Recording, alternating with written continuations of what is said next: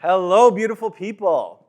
Welcome to another episode of SOTI TV, your #1 source for all things enterprise mobility and technology.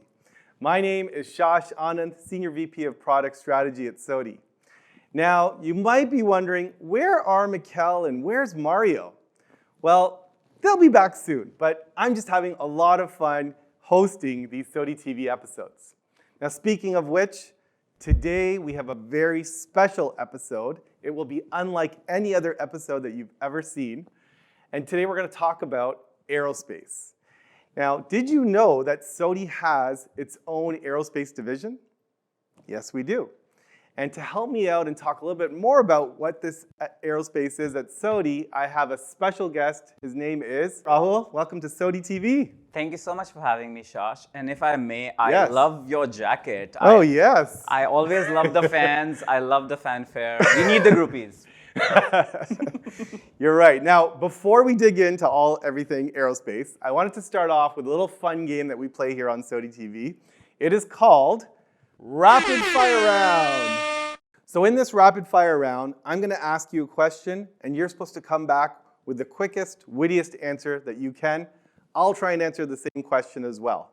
Okay. Are you ready to go? I think so. Pretty simple. Yeah. Ready? What is the coolest drone feature you've seen anywhere? I think the coolest feature that I think I've come across recently is autonomy. Okay. Now, I'm sure you have a DJI drone. I have a DJI drone, yep. And I'm sure you love to fly it, right? I love it.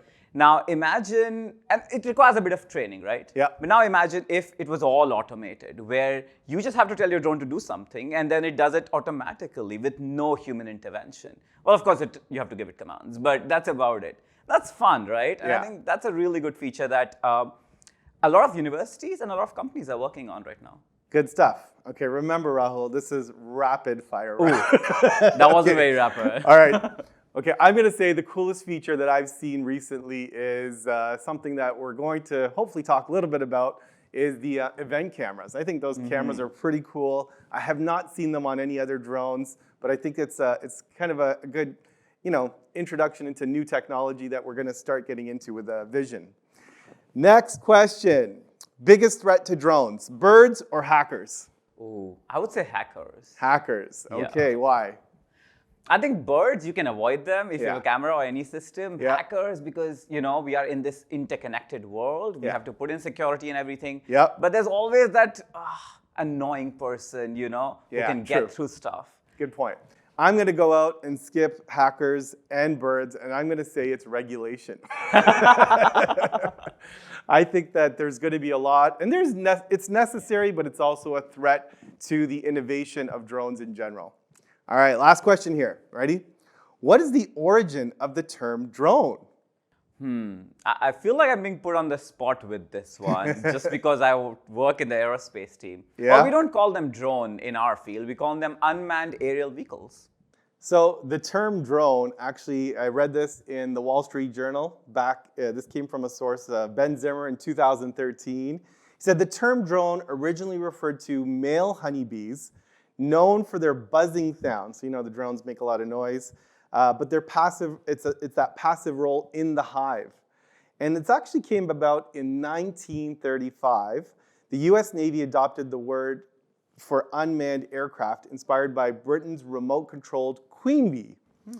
Yeah, the Queen Bee plane. And so the name stuck because, like bees, these aircrafts were controlled by others and made a buzzing noise. Wow. So interesting. Buzz. Yeah. So Rahul, before we get started, let's give the audience a bit of a rundown as to what we're going to talk about.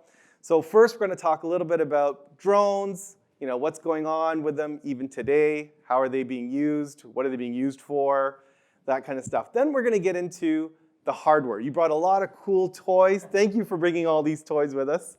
And we'll get into the hardware, try to understand some of the tech. We'll get a little geeky, I think. Yeah. We'll get into the software a bit, then we'll go into autonomy. And what does it mean for drones to be autonomous? Maybe let's talk a little bit about their vision system.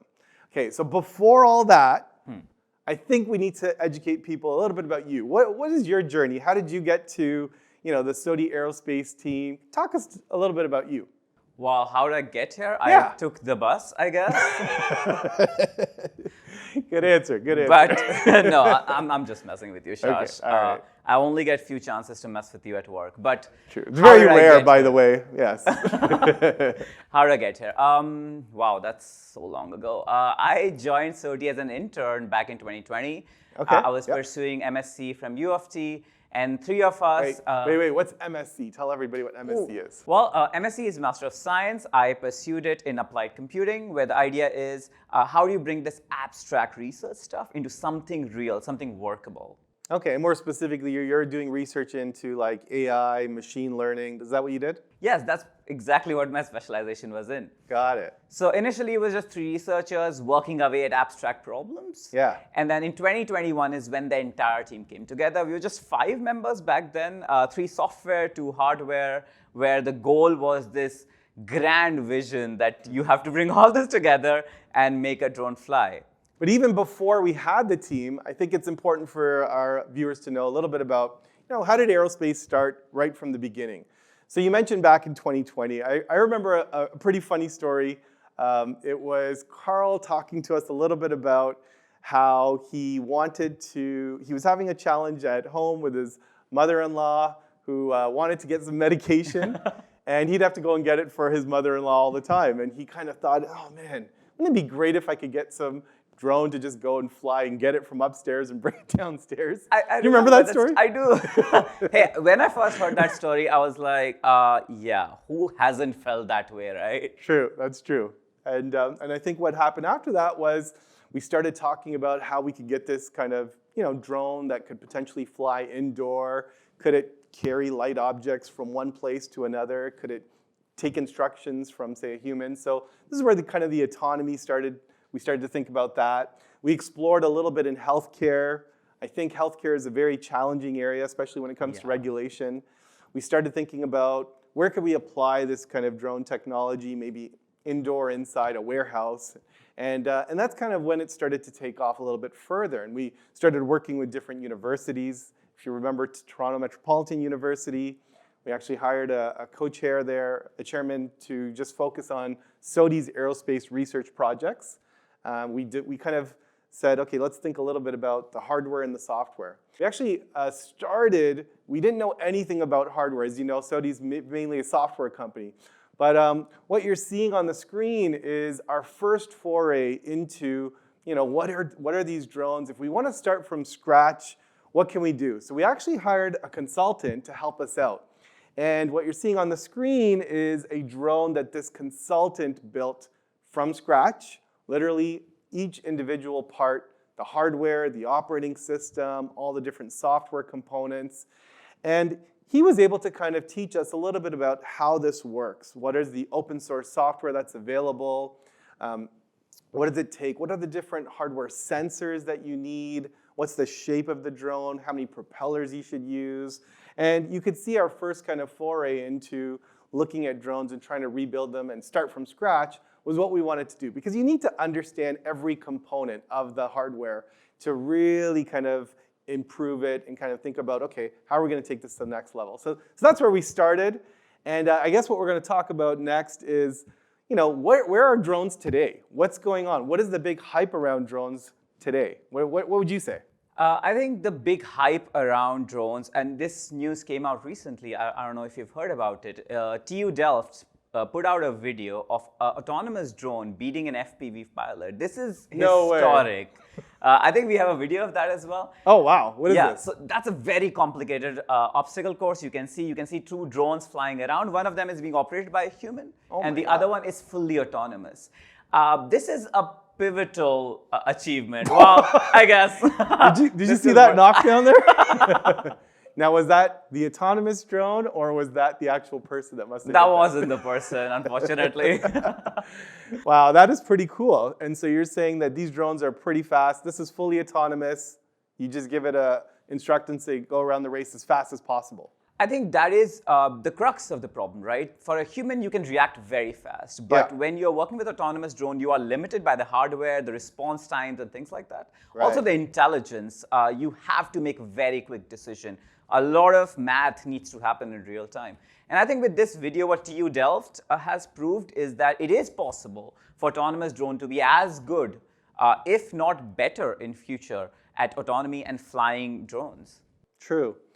And in terms of drones, I know we talk a little bit about, what's in the news today. We hear a lot about things like drones being used for military-grade purposes, pretty dangerous, pretty dangerous in terms of what the capabilities are of drones.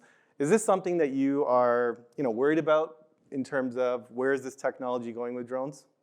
I think anytime we have a technology that springs up and tries to change the human race in any significant way, we are scared as researchers. Yeah. But there's also this glimmer of hope that we as a species and as companies, as private individuals will make the right decisions.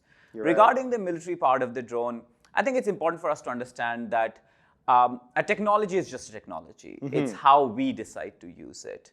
With reference to how it's being used, I think the people in charge thought that was the best use, and I think maybe it is.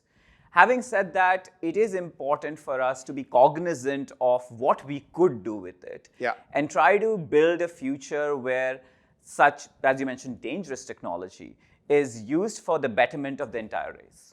Good point. Wow, that was pretty deep, Rahul. I would prefer, I guess, too serious. No, not at all. It's good. It's good to hear kind of what other people are thinking about in terms of the drones. I kind of like the use case that I've heard around with fire and rescue, if you've heard of drones being used where people can't go, or we want safety around kind of these these people to go into a place where they can kind of see the fire, try to rescue people before, or at least assess a situation beforehand. I think that's a pretty good use case of where we can see this being used, patrolling our borders, those types of scenarios, right? I think you brought up a very good point, because now we're talking about not just a singular drone. Like the drones you see on the tables are pretty big, right? Yeah. They have a lot of components attached to them. They can do a lot. They're general purpose drones. But what if we had maybe smaller drones on there, right? Which are just for sensing and data collection. So as you mentioned, fire and rescue, or rescue during caves. Right. So what we can do is have a bigger drone that deploys smaller drones. They have small sensors, small cameras. They can fly longer because they don't have that much stuff that you have to carry. The payloads are small. And they can collect a lot of information, use a mesh network to transfer all that information back to the main drone. And give the humans, the firefighters, the paramedics that are ready to go in, a perspective of how to approach this. Add the AI into this as well. And now you have strategies of how to tackle this. So we're making, well, ideally in future, we'll be making these jobs easier and safer. You're right. So it's saving time, it's assisting humans. I think that's kind of where I see it doing a really big job, is assisting a human in doing things that it otherwise couldn't do. So we have to think about safety and regulations, of course. It's a big topic. But let's get into a little bit of the hardware now. You brought a bunch of drones. I'm sorry to interrupt you, Shash. I know you're the host. I'm not supposed to do this. No, what's up? Just a random guest interrupting the host. Oh, boy. We talked about drones. We talked about, where it started. So why did SOTI get into drones at all? Like, did you wake up at night one night and was like, oh, my God, I want this fancy technology in my company? So, Rahul, that is actually a great question. Because, why would SOTI want to create a whole aerospace division, and why are we doing this? So we actually started off with kind of thinking about, this as being a research. We wanted to research into this. SOTI has, no intention in the near term of wanting to go and sell and build our own hardware and build our own drones and use them. But as you're starting to see in the warehouse space, you're seeing a lot of, we've talked about AI being used, robots being used. We see already SOTI supports Linux devices.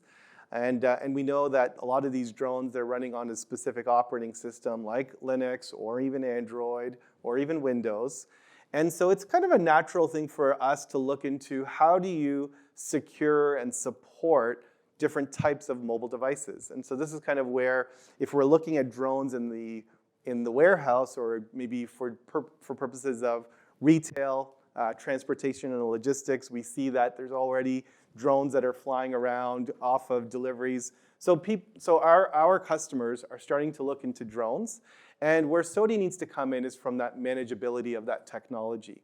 And how do you manage it? How do you update the operating system, the firmware? Maybe there's applications, maybe there's a camera on the drone. So how do you kind of manage all of those things? So that's kind of our play into the aerospace area. We already, a pretty cool story, we actually have robots that we managed today. With it's called a Tori robot. We had it at our SOTI Sync conference last year, and it was pretty cool to kind of showcase how we can manage multiple robots that are performing, in this case, inventory tracking inside a store. So it's pretty cool. I guess after that question, you are scared that I might come for your job. The young eat the old, Shash. No, I'm okay. You know what? If you want my job, no problem. I will focus more on SOTI TV. You're doing a good job. Yeah, thank you. I appreciate that. So let's get into these toys, Rahul. It looks like you've got a bunch of kind of drones here. I want to talk a little bit about the hardware. Can we kind of, well, what are these drones? What did you bring here? So I've brought you all the iterations of the drone that we've ever worked on in the last 5 years. So wow, okay. Yes. So the leftmost, the first one that you see. Yeah, this one here? Yep. Yes, that was the first iteration where the idea was to take some custom components, sort of cobble them together to make something that could fly. Okay, this looks like a pizza box, Rahul. What's maybe going on? It looks pretty ugly. Come on. Maybe it could give you deliver pizza for you. How about that? It fit perfectly at the bottom, Yeah, maybe there's a little hook on the bottom, but okay, I see what you've done here. So you got a metal frame around here. First iteration. Let's see if we can get a drone kind of up and running and working. Exactly. Okay. As you mentioned, we didn't want to go all in. Okay. It's always important to approach a problem incrementally. Right. So that in the second iteration, what we did was we again took a drone kit. Okay. Okay, but printed some components. The idea is that can we use... Oh, you mean like you printed them how? So we designed them in-house. Okay. Using CAD software. We have a dedicated hardware team that does that. Okay. And then we also have a 3D printer where we can do fast prototyping. Print you fast, printer. fail fast, build fast. Right, very good. Okay. So that was the second iteration, and now we thought that, you know what, we can do this. It's time to really get into it. And this is where the third iteration comes in. The entire design was done in-house. As well as, you can see there are some design changes here, right? So we have a custom frame. This was printed in-house. We also have more safety here with the bumpers. And I don't know about you, I think that looks pretty cool. Yeah, it looks kind of cool for sure. The colors are a little interesting. I noticed you guys went from these smaller propellers to larger propellers. What do propellers, I understand what their purpose is, but why did you guys go larger? Do you know a little bit about why they went larger? Of course. Well, as you mentioned, propellers are mostly for thrust, right? The bigger the propeller, the more thrust you can generate. I see. Right. So now when the perspective changed that we don't just have to fly a drone, but should be able to carry something. Now it got to carry electronics, it got to carry sensors, so that we can do a lot more with the data that we collect. Right. So it's not just about flying, it's about what more can you do now? And that's why putting bigger propellers gave us more thrust. Got it. And it's kind of like the rocket equation. Like you make a bigger drone, now you need a bigger battery, and then you need a bigger propeller to carry that battery. So that's how the size grew a little bit. Got it. Okay, and then I noticed in this next iteration, you've got a bunch of sensors you mentioned. So what are sensors used for on drones? Can you kind of give the audience a little bit of an understanding of what kind of sensors are you talking about here? Of course. So first, we again went back to a kit. Okay. But this time, we designed a lot of modular components. So the blue parts that you can see on the drone were designed and again printed. The idea is that in drone testing, you collide a lot. Things break. But you can't be sitting on the broken parts. You have to prototype again really fast so that I can go back into testing. Right. So these are components that are most likely to break. Okay. And this is where the breakage would happen. So you can quickly replace them and put your drone back in action. So we tested with a bunch of sensors, and the idea was that can we find out what would be the best for our use case? Okay. All of these have their pros and cons. They work in particular situation well, and not so much in others. So the first sensor that we worked with was a stereo camera right here. Okay. What's a stereo camera? So if you are familiar with RGB cameras. Yeah, the red, green, blue, and they can tell you, just kind of show you a basic camera, right? Yes, the normal camera, right? Yeah. So the good thing about RGB cameras are they capture these 3 bands, but one issue is that they cannot perceive depth. You can use deep neural networks to compute this depth. We have a lot of intelligence in that, of course. Okay. But when the objective is that the decisions have to be made in a split second, and you need to get this information really fast, because when you're flying in a drone, you gotta be able to perceive what is where. Okay, right? I see. So a stereo camera, the idea is that how about we put two cameras and have an overlapping area. So it kind of like how eyes work, right? If you look from one eye and the other, you can see the difference in the field of view or the image you are getting.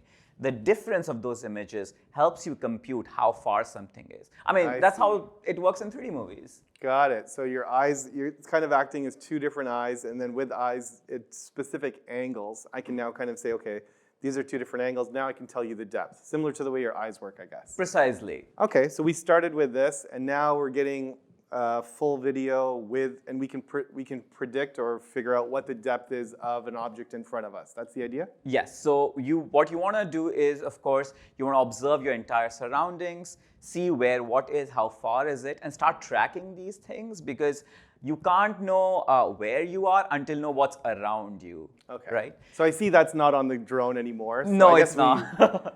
What did we evolve to after that then? So one issue that we faced was with computed depth. So we are computing this depth mathematically, which is great, but it might fail in certain situations. Okay.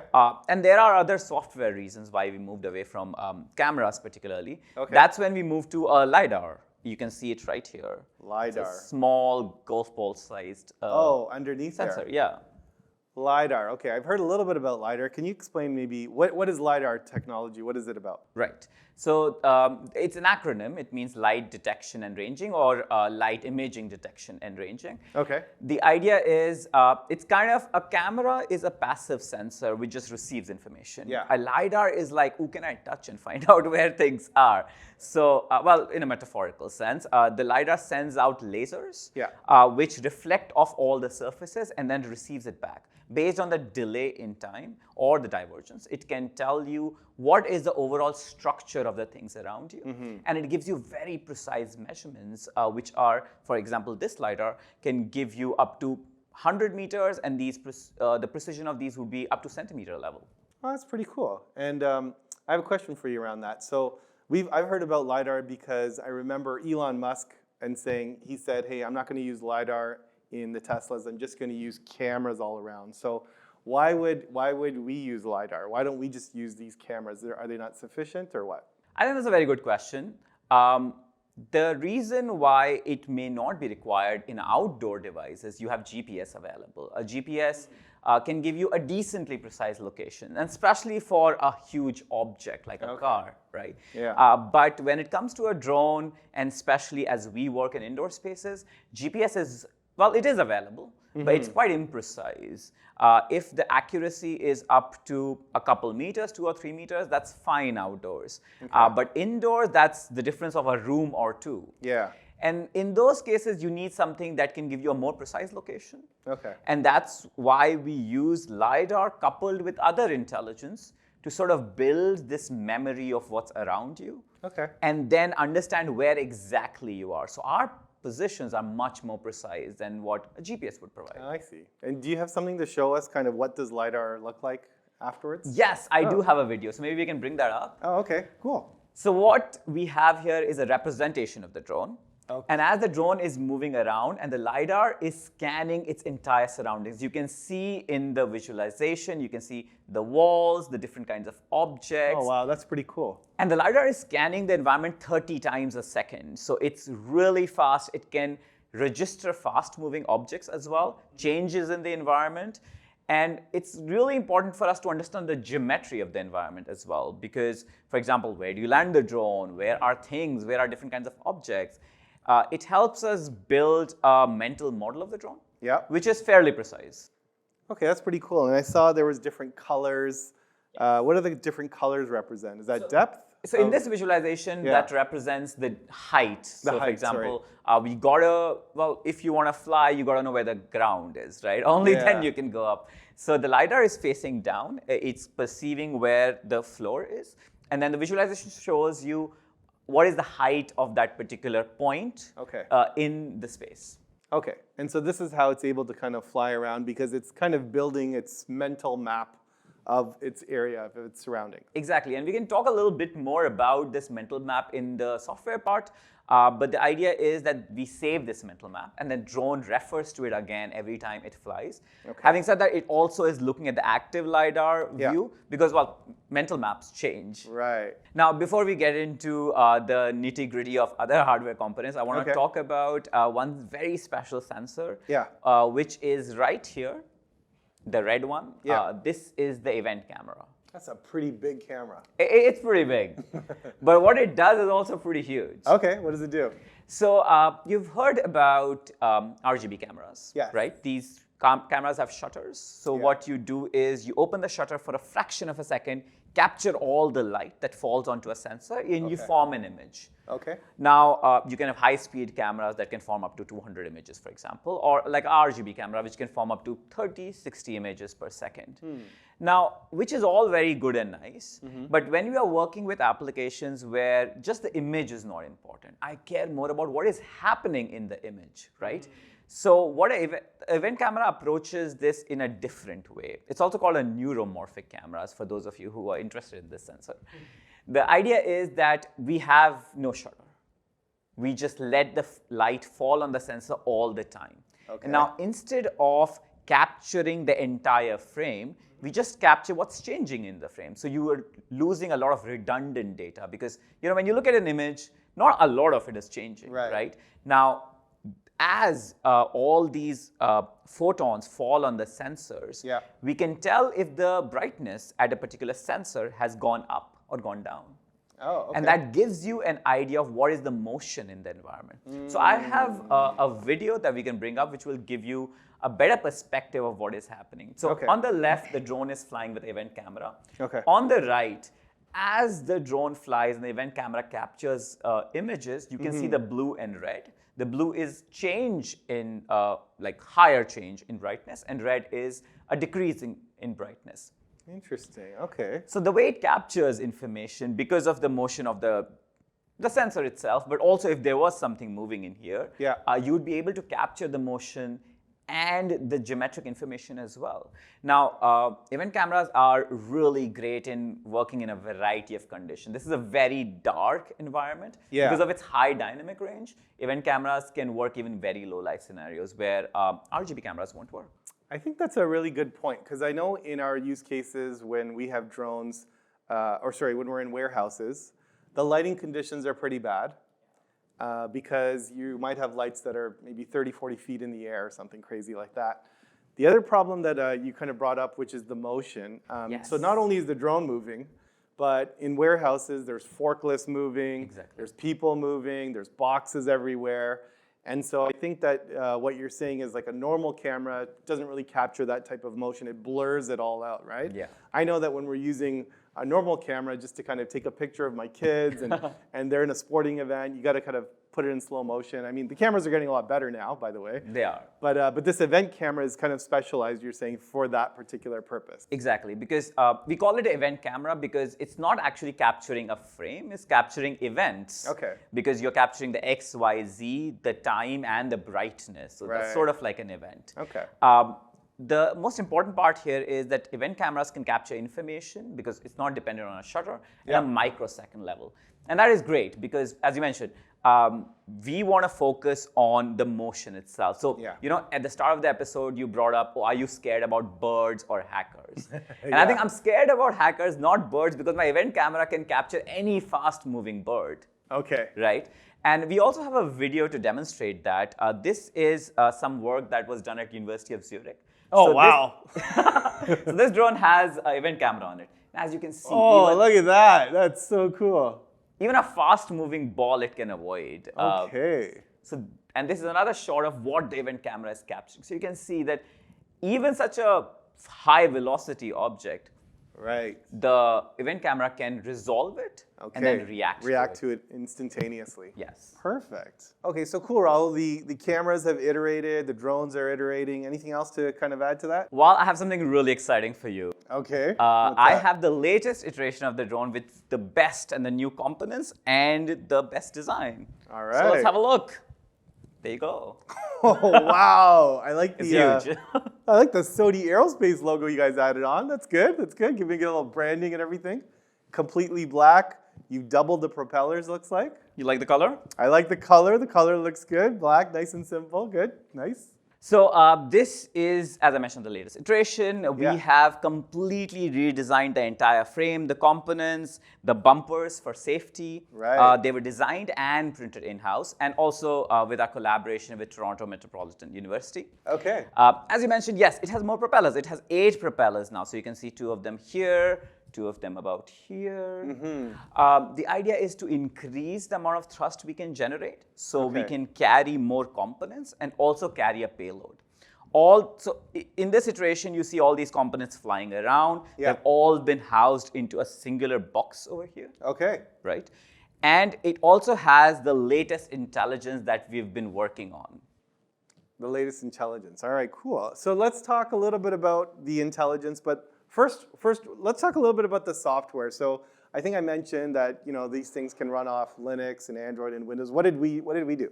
So all of our development is, of course, Linux OS. Okay. We use Robot Operating System, or ROS, which is a very standard middleware that anybody working on robots would be using. Okay. The good part is it helps you connect different kinds of devices, different kinds of components, intelligence as well, and then it gives you a messaging system in the background. So you connect all those components, you connect all your intelligence, and you can send information in between these components. Right. And it's based on RTOS, that is real-time operating system. So it's not clunky, it doesn't add too much, and it helps you make those decisions in a fraction of time, because when you're flying in a real environment, especially in an indoor space, which is cluttered, you have to make quick decisions, and you have to be very sure, because you have humans around now. Yeah. So you mentioned indoor, outdoor. Yeah. Obviously, the big difference I would imagine is related to kind of the location, the GPS capabilities. Yeah. And I guess this is getting into the intelligence of the drone itself. So can you talk a little bit about, okay, so outdoor you have GPS. What in the world do you do indoor? That's a very good question. Yeah. So we use different kinds of techniques. So for example, you can have something that is based on images. Okay. So the idea is you look at an image, right? And then you try to find things which you can track. Okay. Imagine you are lost completely in downtown, right? You're going to look for landmarks. Yeah. You're going to look for the CN Tower to sort of position yourself, where am I? Or maybe a TTC subway station. I see. So you want to kind of navigate, figure out where you're navigating. You look at where, okay, CN Tower's south or wherever it is. Okay. Exactly, and that's how you know where you are. Got it. And that's exactly what the drone is doing. The drone is tracking features in and around its space, in the visual space, that is, through the images. Now, that is visual odometry. We also combine inertial measurement units, so that's the IMU, which sort of tells you if you're moving the drone in any particular direction, rotating it, it will register all that motion. Okay, so it has kind of like the way the phone works. It's got its own gyroscope, accelerometer. Exactly, yeah. So it has accelerometer and a gyroscope. We combine that information. Okay. And that's what the IMU is supposed to do. Combine all that information, give you like sort of a singular pose, a position. I got it. Okay. Now, you combine the visual, you combine the IMU, and that gives you like a good estimate of where you are and what's your position. But as I've talked about in the sensors, that this is not good enough in some situations. Yeah. Especially in indoors, where when you have very tight clearances between doors, for example, it's hard to know exactly where you're going, and those offsets or what we call drift that you accumulate over time can be really bad. So that's why we moved to LiDARs. LiDARs use LIO, or LiDAR inertial odometry. Okay. And the idea is similar. You use the basic structure of whatever is around you and IMU measurements to locate yourself. Okay, very cool. And let's talk a little bit about the idea of, we saw with LiDAR building a map. What is the kind of, how does this drone build its own map? You mentioned earlier a little bit about a memory. It's got some memory on it. So how does it build its own map? Right. Mapping system. So the idea is that you take the LiDAR, right? It scans, as you mentioned, you saw a version of the map, right? But that map is very bare bones right now. It's just like a structure. That we filter it out and then sort of look for other kinds of algorithms that can identify more things. So for example, we have something called as the room segmentation algorithm, Okay. which tries to find what exactly is a room Okay. and then name them, like call them room 1, room 2, and so on and so forth. But also we have other kinds of algorithms like object detection algorithms Okay. that find out, oh, this is an object, and then sort of create a hierarchy of objects and spaces. So for example, if tomorrow you say to the drone, hey, go land on the second table on the right in the kitchen, the drone knows that, oh, there is a table, which is of course in the kitchen, and then it can iterate over what tables are there and then land on the right one. Okay, so you're leveraging AI algorithms to identify objects. You're leveraging the event camera to avoid objects, detect them beforehand. I assume, can you even identify people and things like that as well? We can. So when we say, I know when in layman terms we say objects, we mean inanimate objects. Yeah. But, and this is really funny, in computer science when we say objects, we mean all objects. Right. That means humans, animals, or Okay. whatever. Okay. So in CV lingo, yes, a human is an object. Okay. However demeaning that sounds. All right, cool. And do you have any video to show us this flying around by any chance? Yes. Like, So before I show you this drone in action, yeah. So I told you a little bit about the representation the drone builds. Yeah. Right? That representation is fed to the intelligence over here. Okay, yeah. Then, as I mentioned, it creates a hierarchy. So now you tell the drone, hey, fly to the kitchen. The drone will understand this natural language command. Okay. Right? First, find out where is it. Then find out where the kitchen is. Okay. Identify those two locations in the representation, compute a path to that location. It could be shortest time. It could be something like save the most battery. Then those digital signals are then converted into voltage signals and then sent to the propellers. And that's exactly how the entire logic flows to make the drone fly. That's pretty cool. So it's kind of like a human. We have a mental map in our head of where we know we want to go. In this case, you're saying we can use natural language. We can talk to the drone itself. We can tell it kind of go to this particular room, and it knows how to get there. It knows, it computes in its mind kind of what are the shortest paths, or what is the shortest path I need to get there. And then go along the way and I guess figure out, okay, if there is hey, I have a question for you actually. So with humans, obviously, we can tell, doors, we can open doors, we can look at things like that. How in the world is this drone going to get around and open a door? That's a good question. A drone cannot physically open a door, of course. It got no arms, Shash. Right. But for example, when it comes to automated doors that are based on these infrared sensors, Yes. they can detect the motion of the drone or that there is an object there. And those will automatically open, of course. So we do have a video of the drone flying autonomously. So, oh, cool. Let's take a look. As the drone is flying, we are not contributing. There's no human in this pipeline. The drone has a map of this. We told it, well, you have to go to the destination. Okay. It's scanning the environment so that it is accounting for any moving objects, humans, new obstacles that might not have been there. It navigates to the right spot and then will automatically land. That's pretty cool. So you saw that it braked. It was like, oh, yeah, I'm at the right location. Yeah. And it's going to gently land. And there are a lot of people around. That's true. Yeah, it's safe. So you can actually properly identify objects, as you mentioned, and avoid objects? Yes. Do you have an example of kind of where it's avoided an object by any chance? Yes, of course. And you're going to love the object we are avoiding in this video. Oh, okay. What's that? So the drone is flying. And as you'll see in a minute, as the drone turns, we have a person there holding an obstacle. Is that Carl? Yes. Our very own CEO, Carl Rodriguez, is part of the props here. That's how confident we are in the intelligence on the drone. So we'll put our CEO there. Yeah, so you said avoid CEO. Is that part of the algorithm? Yes, avoid CEO. Yeah, that's really cool. Okay, and so here you've given it another destination to go to. Yes. Okay, the drone can execute multiple commands if you give it in that space. For example, go there, land, wait for a second. You can put some payload on there and then be like, oh yeah, you are here. I put this payload on you, go to this location. Okay. So in this case, it kind of landed, and we talked a little bit about, we haven't talked in depth about battery, right? How do you go and charge this thing? Is this like a plug-in, or how long does the battery last, first and foremost? Because you've gone to like, it looks like a bigger model. But how long does the battery last? And then how do you charge this thing? Is it like you plug it in? Because then doesn't that take away from the full autonomy? That's a very good point. And you are right that as we keep increasing the sizes, we are limited in the flight time that we can execute. Yeah. And I think that brings up a new situation where, well, you are given a mission, you are executing the mission, but in the middle of the mission, you are unsure if you can finish it.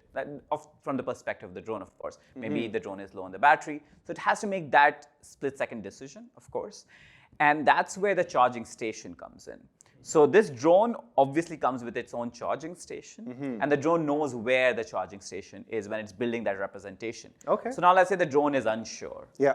It can go navigate to the charging station and then land autonomously. So again, we don't need a human in this, and we have a video as well. Oh, good. I want to see this. I know, it's not just words. Okay. So what the drone is doing here is you can see a bunch of colors. The drone is autonomously identifying where it is. Okay. If you see the LED at the bottom, that's red. It'll turn blue and then green to indicate the drone has safely landed. And now I can start automatic charging. Oh, so this is just contacted based on contacting. Exactly. It's like landing on this red and white area, and that's charging the drone automatically? Yes. So the red Wow. is to indicate a direction because, Yeah. well, it could be any direction, right? Yeah. So the drone, the downward-looking camera finds that specific landing spot, Okay. aligns itself to the red part, and then gently lands. The design of the landing station is in such a way that even if it's a bit off, it will slide into the right position, Yeah. make the contact, and then start the charging.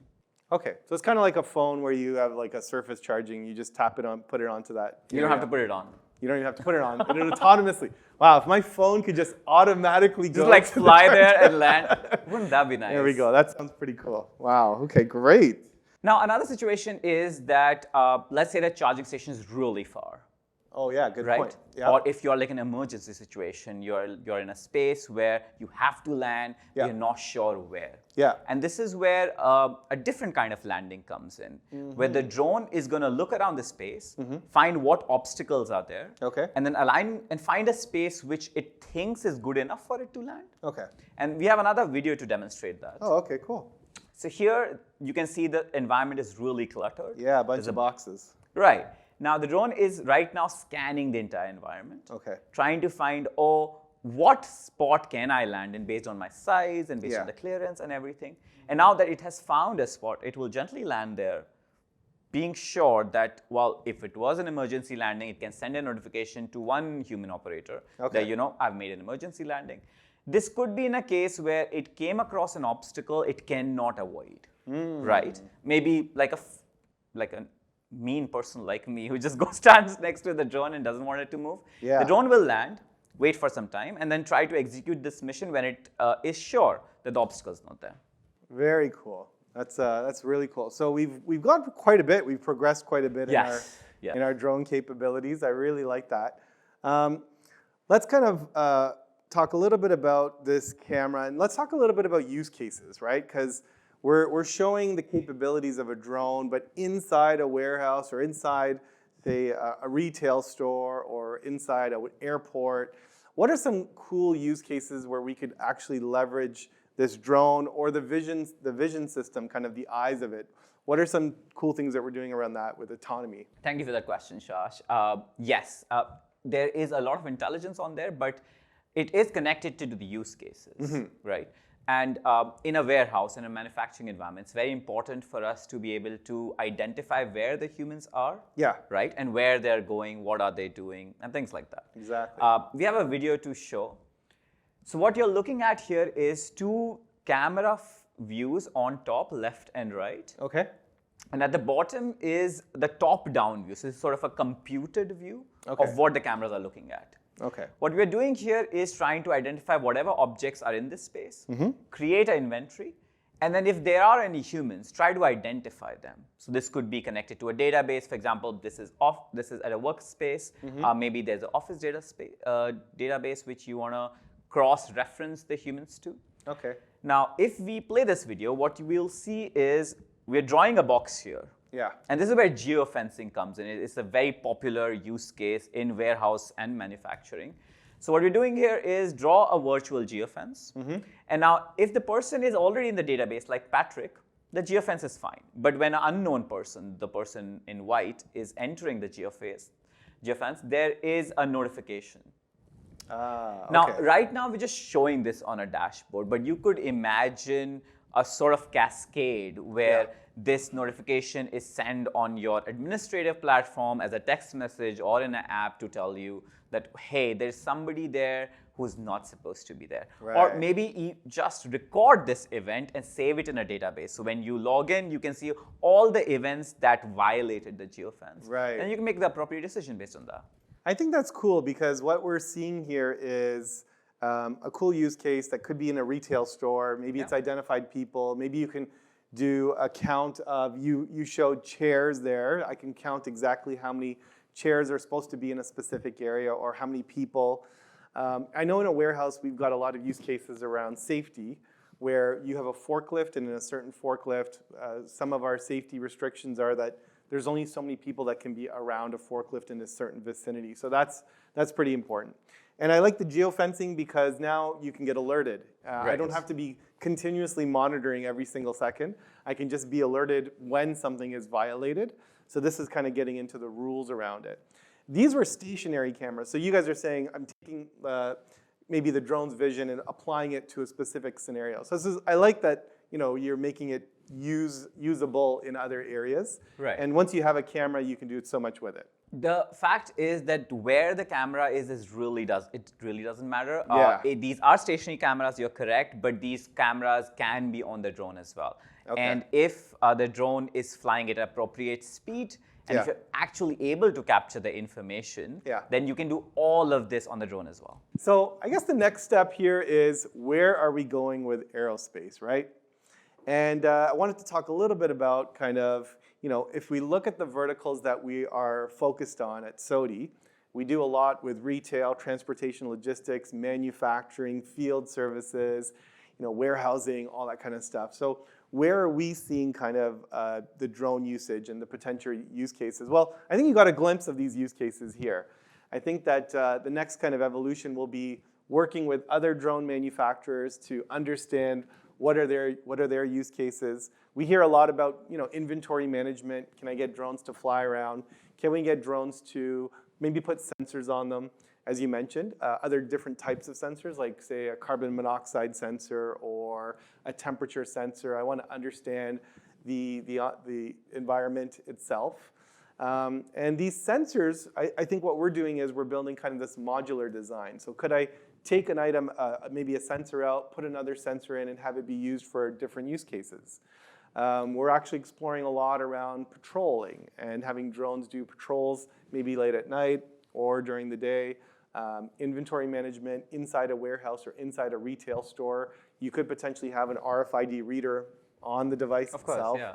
So those are some. Do you have any other thoughts around other use cases? I think the most important part, if I had to bucket all these sort of use cases together, I would be saying data collection and monitoring. Right. Right. So for these drones, whether they be indoor, whether they be outdoor, one important use case is they can collect data faster than any human can. True. And land robots have their own limitations based on the kind of geography of the environment, the structure of the environment. A drone can fly practically anywhere. Yeah.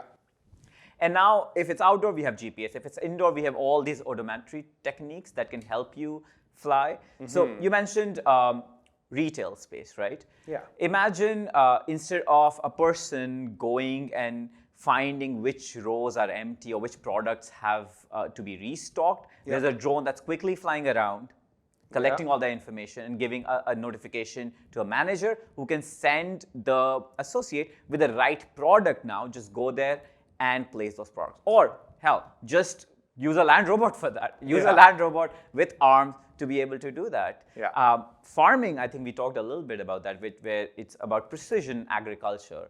We put sensors around in farms. A drone can fly, do a quick flyby, collect all the information about pH, humidity, alkalinity of the soil, and then make right decisions on what to do. It's all about how do we eliminate all this manual part of the work and put the human in the administrative part of the work. Yeah, it's pretty cool. And I kind of like the idea of building these indoor 3D maps. I think that would be a pretty cool use case as well. And the final use case I think that we should do is, now that I saw Carl in the video, I would love to have a, where did you last see Carl? I'm always looking for the guy. Where is Carl? Yes, I always get that. I sit close to him and everyone's asking me, where's Carl? Now I'm going to tell him, go look it up in the video here. I mean, that's the best you can do without putting like a sensor on him, I guess. Yes. Well, thank you so much, Rahul, for this amazing episode. I think we learned a lot about aerospace, a lot about drone technology, where are we going, what all the capabilities are, and as we can clearly see, the opportunities are endless. I'm glad you liked it. It was amazing to talk about all these things, and I think it was really important and interesting to get a perspective which is outside the developer sort of field of view, is often so restricted by how we approach problems, how we look at them in a technical point of view. But I think looking at it from an outside perspective gives us more information that, well, this is how we should be thinking about it. Rather than just like solving and tackling a problem, how can we use this problem and the related problem spaces to make lives better? Yeah. Oh, I have one surprise for you, by the way. Surprise. I'm sweating again. The aerospace team came to me and they showed me this cool new technology that they added to the drone. They wanted to surprise you with it. Slow, could you cue up this video? So we talked a little bit about drones and the battery. This is battery swapping in real time. Oh, wow. So I thought that was pretty cool. That's really good. We don't need this landing gear. We just do it all fully autonomous. I know, right? One drone autonomously filling and replacing the battery for another drone. Pretty cool, right? Yeah, like on-the-fly refueling. There you go. No, that was AI generated. I'm playing around a lot with this VO3 from Google. It's pretty cool. You can build your own videos and stuff like that. Okay, I hope you enjoyed this episode of SOTI TV. If you did, please share this video. Hit the like button, smash the subscribe button, and we'll see you next time.